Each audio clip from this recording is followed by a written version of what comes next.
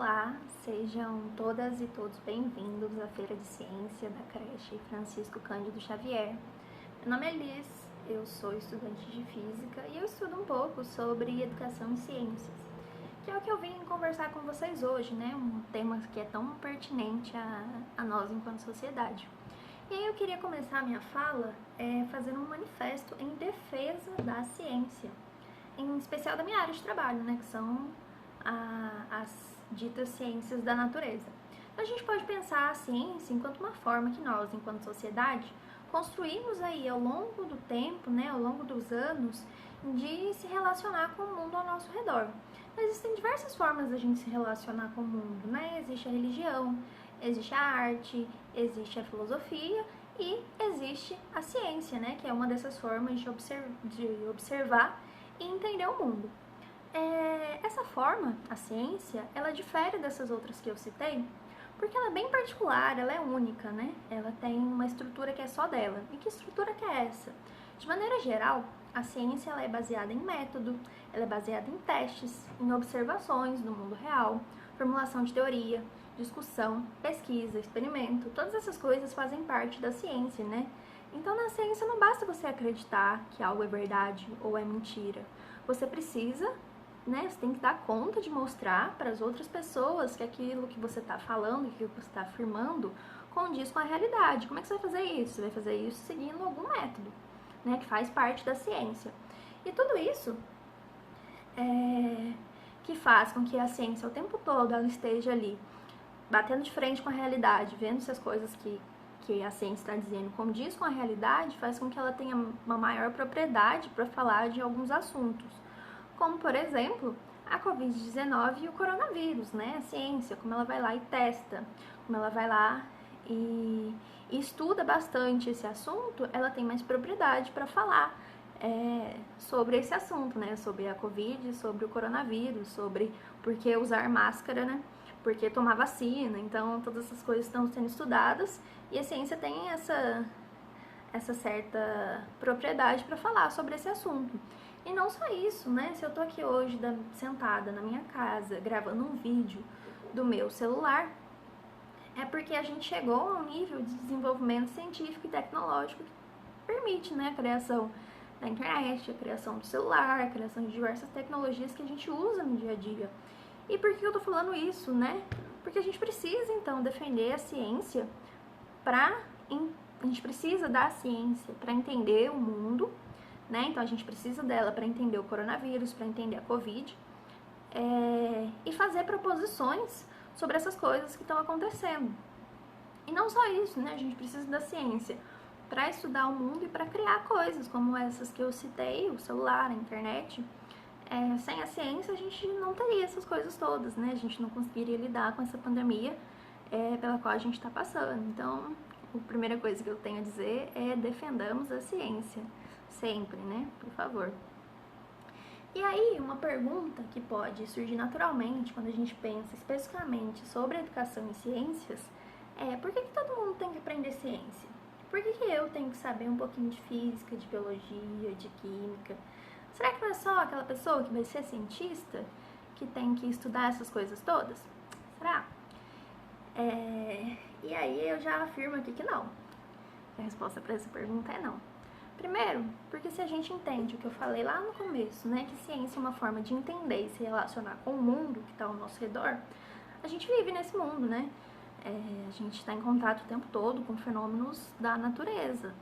E aí, o nosso dia a dia está cheio dessas pequenas coisas que envolvam as decisões científicas, mesmo que a gente não saiba. Então, por que eu esquento a água para passar um café, né? Isso é uma decisão baseada na ciência. Eu estou usando ciência ali para passar meu café. Ou até mesmo por que eu uso uma bolsa térmica para conservar o meu alimento quente ou frio, né? Então, todas essas coisas são ciência que a gente está aplicando no nosso dia a dia, mesmo que a gente não saiba que a gente está aplicando, né? E além disso, a gente vive numa sociedade que ela é altamente dependente de tecnologia, né, de produção científica e dos produtos da ciência, que são justamente a tecnologia, e isso influencia a nossa vida o tempo todo. né? Então, se a gente consegue entender, por exemplo, que a matriz energética brasileira ela é baseada quase que exclusivamente em hidrelétricas, quais são as consequências disso, né? E que existem outras formas de se produzir energia que são mais eficientes e mais baratas, a gente consegue opinar sobre isso, cobrar políticas públicas que dizem respeito à produção de energia. Isso impacta diretamente na nossa vida, né? Porque ter uma forma mais barata e mais eficiente de produzir energia elétrica faria com que a nossa conta de luz diminuísse. Então a gente precisa entender ciência de uma forma... a gente precisa entender ciência, né, para conseguir exercer a nossa cidadania de uma forma plena, né? Conseguir opinar nessas decisões que envolvam a ciência baseada em dados e coisas reais e cobrar políticas públicas que sejam capazes de melhorar a nossa vida cotidiana. Então, né, por que não somente a pessoa que quer ser cientista que tem que aprender ciência? E outra coisa que a gente precisa pensar sobre essa pergunta, né, será que não é só aquela pessoa que quer ser cientista que tem que aprender ciência? É que a gente tem que abandonar essa ideia de que aprender ciência consiste em lá decorar alguns conceitos, algumas coisas que estão no livro didático, né? Então, por exemplo, decorar quais são as leis de Newton. Isso não é aprender ciência. Vou dizer aqui que o ensino de ciência ele tem que estar focado, ele tem que acontecer. O objetivo do ensino de ciências tem que ser a alfabetização científica. Mas a gente pensa um pouco no termo alfabetização só, né? Que a gente, principalmente quando a gente está pensando em criança, né? A gente fala muito de alfabetização. A gente pode olhar lá para Paulo Freire e pensar nesse termo alfabetização. Então, Paulo Freire ele vai dizer que ser alfabetizado implica numa formação, né, numa autoformação do estudante, em que possa resultar numa postura de interferência em relação ao mundo, né, em relação ao seu contexto de vivência. Então, para Paulo Freire, aprender a ler, né, ser alfabetizado é você aprender a ler o mundo e aprender a reescrever o mundo. Então, você é alfabetizado se você aprende e a partir daquilo que você aprendeu, você consegue transformar o mundo em que você vive. Agir sobre o mundo, né? Se a gente leva essa ideia para a educação e ciências, ser alfabetizado cientificamente vai além de entender as teorias da ciência, né? Do produto da ciência ali.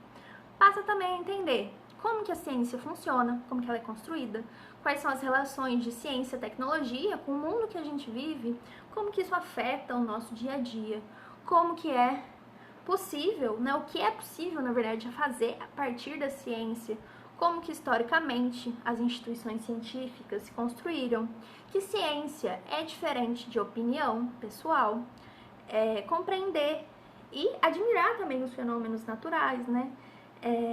Opinar sobre as decisões políticas que envolvam ciência. Isso tudo é alfabetização científica, né? Isso tudo passa pela alfabetização científica e faz parte de aprender ciência. E aí, ser alfabetizado cientificamente, aprender ciência, também vai além dessas coisas que eu falei, né? É aprender a pensar cientificamente e utilizar isso o tempo todo no seu cotidiano. Então, organizar o pensamento de uma forma lógica é ser alfabetizado cientificamente. Ter uma consciência mais crítica em relação ao mundo, conseguir dialogar com as pessoas e ouvir o que elas têm a dizer, né? Debater opiniões diferentes é ser alfabetizado cientificamente. Ter uma consciência mais crítica, se basear em fatos e na realidade para tomar decisões, saber onde buscar informações confiáveis, não acreditar em qualquer coisa que as pessoas te dizem, né? É sempre verificar uma informação quando ela chega até você para saber se ela é verdade ou não. Fazer perguntas o tempo todo sobre as coisas, propor soluções para os problemas. Tudo isso é ser alfabetizado cientificamente, né? É aprender ciência. Todas essas habilidades são ou deveriam, né, ser desenvolvidas no contexto da educação científica. Então, ser alfabetizado cientificamente é ter conhecimento que envolva a ciência, né? Aprender os conteúdos científicos e saber usar esses conhecimentos para lidar com o mundo e tomar decisões. E para tudo isso você não precisa ser cientista, né? Lógico que essas coisas são importantes, caso você queira ser um cientista, caso seja a intenção da pessoa, né? Mas todas essas coisas que eu falei te ajudam a lidar melhor com o seu dia a dia, né? A viver bem, a ser um cidadão. E aí, assim como ser alfabetizado, né, no contexto de ler e escrever, acontece principalmente dentro da escola, a alfabetização científica, ela também vai acontecer principalmente dentro do ambiente escolar, né, dentro desse ambiente formal de aprendizagem, com professores e professoras que estudaram para realizar esse trabalho. E por que começar esse trabalho lá na educação infantil, né, com as crianças? A escola, como um todo, né, ela é um processo na qual, ao longo dos anos, você vai adquirindo conhecimentos e habilidades, tornando isso cada vez mais complexo, né? Ninguém começa aprendendo matemática, resolvendo uma equação, né? A gente começa aprendendo os números, a gente começa aprendendo a contar, e aí a gente passa para somar, subtrair, a gente aprende a tabuada, e cada vez mais, ao longo do processo escolar, esse conhecimento matemático ele vai ficando mais complexo, né? E a mesma coisa acontece com ciência. Vai ser muito mais difícil para mim, né, que estou me formando em física, chegar lá no ensino médio, nas aulas de física, conseguir fazer com que um aluno pense cientificamente se ele nunca tiver visto na vida dele ciência. E aí a gente começa, né, a gente precisa, na verdade, desde cedo, a trabalhar isso com as crianças.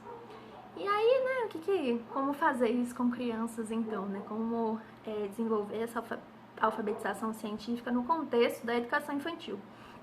Então, fazer a criança, né, entender que ela é parte de um mundo, que existe uma natureza ao redor dela, né, que é importante que ela observe as coisas e tire informações dessas coisas, né. Isso tem que ser treinado, isso tem que ser ensinado, né.